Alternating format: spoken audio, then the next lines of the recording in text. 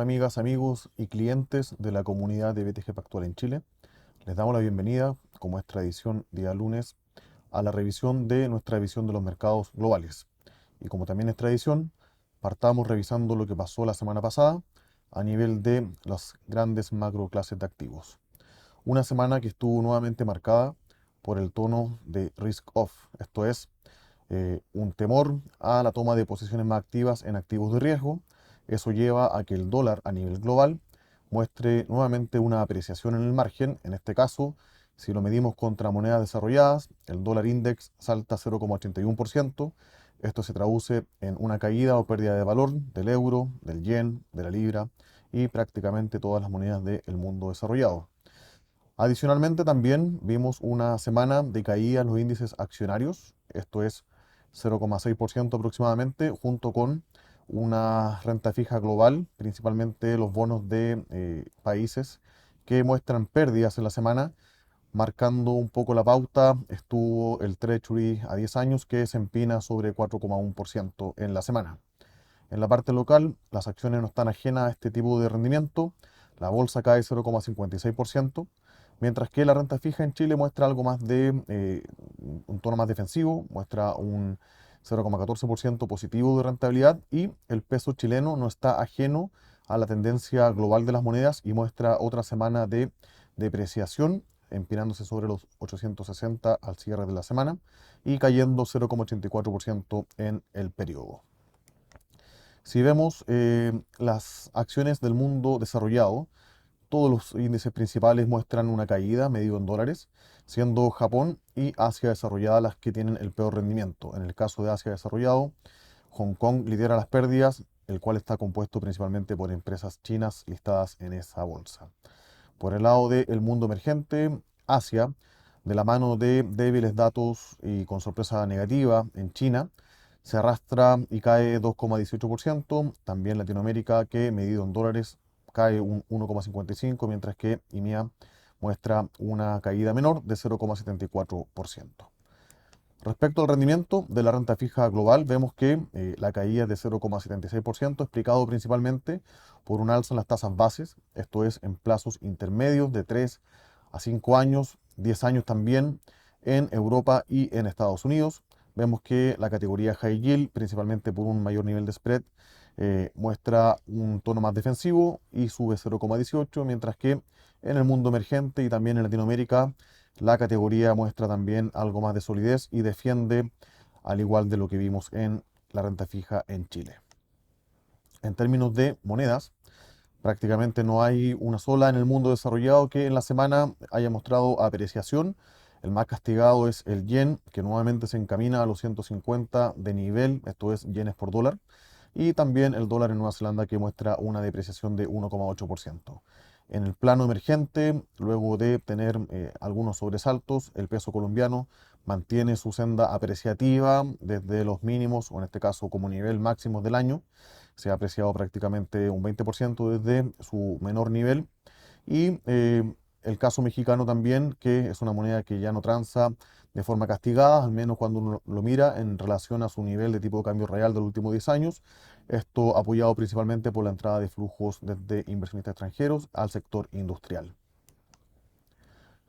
Respecto a los commodities, vemos una caída prácticamente en todos los metales. El cobre no está ajeno a ese movimiento, dado que los datos en China no han sido muy positivos. El hierro también muestra una caída de casi 4%. Y lo único que defiende durante la semana es energía, con el precio del petróleo encumbrándose sobre los $85 el barril en el caso del WTI, y el gas natural mostrando también un rebote importante ante noticias de huelga en los principales o en uno de los principales puertos de exportación de gas licuado o gas natural licuado en Australia. Respecto a la noticia de la semana, tenemos tres para destacar, partiendo con Estados Unidos, donde se entrega el dato de inflación al consumidor, el cual muestra un aumento en el mes de julio. Esto es, se encumbra a 3,2%. Sin embargo, cuando miramos la evolución de la inflación subyacente, la inflación core, que está acá en el gráfico, en la línea azul oscura, vemos que la tendencia sigue siendo a la baja. De hecho, en los últimos 12 meses, esta se ubica en 4,65%, mientras que adicionalmente también se publica la inflación al productor, el cual sorprende negativamente al mercado, está por encima de lo que estaba esperando el consenso, pero nuevamente al mirar la evolución en 12 meses, esto sería en el gráfico la línea celeste, vemos una caída pronunciada y se ubica en 3,98%. Así que la sensación es mixta respecto a la inflación. Por un lado, vemos que el rebote en el precio de la energía en un mercado como en el americano se traspasa casi automáticamente a precio del consumidor y también de las empresas, y por eso la inflación headline, o que incluye todos los elementos, vemos un rebote, mientras que cuando uno elimina ese efecto de volatilidad por parte de energía, vemos una caída en el margen. Cuando analizamos diferentes métricas de persistencia inflacionaria, vemos que tanto la que publica la Fed de Cleveland, la Fed de Nueva York y la Fed de Atlanta en menor medida, esta última, la evolución sigue siendo a la baja, pero aún muy por encima de lo que sería el target del Banco Central americano. Cuando revisamos dentro de la partida inflacionaria que el Banco Central, en particular su presidente Jerome Powell, está tomando más atención, esto es la inflación supercore, que sería la inflación core, esto es la total menos energía menos alimentos, y además sacando algunas partidas relacionadas a housing, vemos que tuvo un pequeño rebote en el mes, pero sigue con una tendencia de mediano plazo a la baja, pero aún muy por encima de ese 2% deseable para esperar que el Banco Central americano empiece a recortar las tasas de interés. Segunda noticia, los débiles datos de actividad en China. En primer lugar, el gráfico de la izquierda nos muestra la evolución, esto es el crecimiento o caída interanual de las exportaciones en azul y las importaciones en celeste, ambos mostrando una caída mayor a lo que esperaba el mercado y anotando una evolución o una caída de doble dígito en los 12 meses que terminan en el mes de julio. Así que una noticia bastante poco alentadora. La actividad tanto local como hacia el resto del mundo por el lado de las exportaciones sigue siendo bastante débil, y vemos cómo esto de alguna forma también se acompaña con débiles datos de inflación. Vemos que la inflación al consumidor cae por primera vez en 2 años a terreno negativo, esto es menos 0,3%, mientras que la inflación al productor también se encuentra en terreno negativo, marcando en 12 meses un menos 4,4%. En general uno ve cifras o indicadores deflacionarios cuando la actividad económica está bastante debilitada, y eso es lo que al parecer nos está mostrando de forma indirecta o implícita los precios en China, tanto al consumidor como al productor.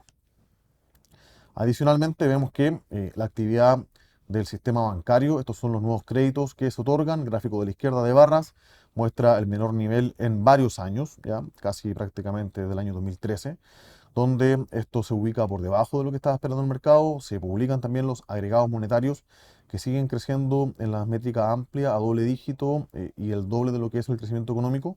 Entonces vemos acá datos que son en direcciones opuestas, nuevos créditos muy por debajo, a diferencia de lo que estamos viendo con la masa monetaria, así que no son concluyentes los datos, pero obviamente vemos que el impacto en los commodities, en particular el gráfico de la derecha nos muestra el precio del cobre en la línea azul, sigue estando algo castigado y muy alejado de los máximos que vimos hace 1 y 2 años. Así que por ahora la recuperación en China sigue con signo de interrogación.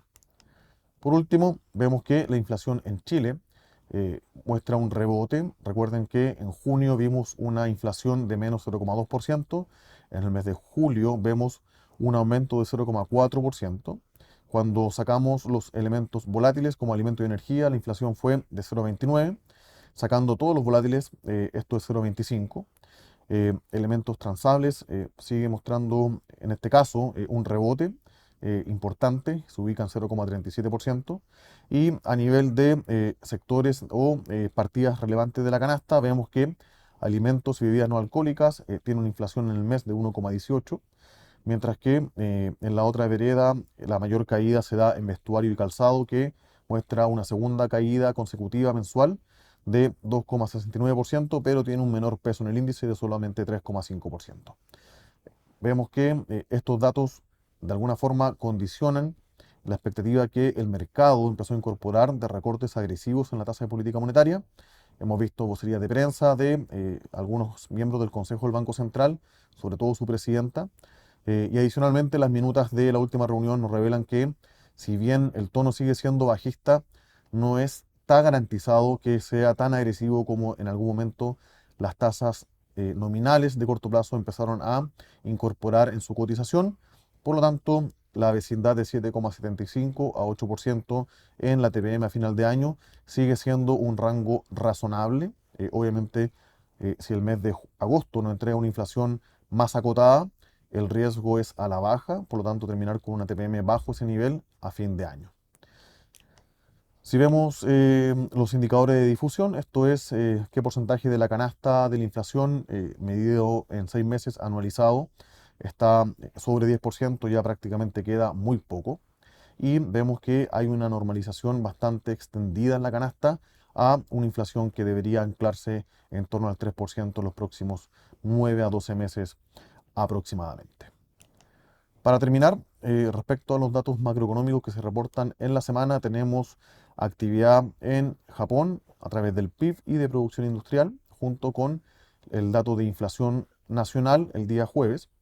Adicionalmente, en China, la producción industrial y las ventas de retail, el lunes, ventas de viviendas nuevas, dato relevante dado que nuevamente empieza a subir la volatilidad y la caída de los precios de los bonos de empresas que se dedican al desarrollo inmobiliario.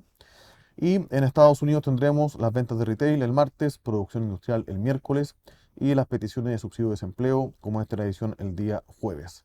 La eurozona nos muestra los datos de producción industrial el día miércoles y de inflación el día viernes, mientras que en Chile veremos la lectura de el PIB para el segundo trimestre el día viernes, donde se espera una caída de 1,4% en esta medición. Eso es por esta semana. Como siempre, les damos las gracias por revisar nuestros videos, conectarse a nuestros eventos y webinars y revisar nuestros informes. Muchas gracias.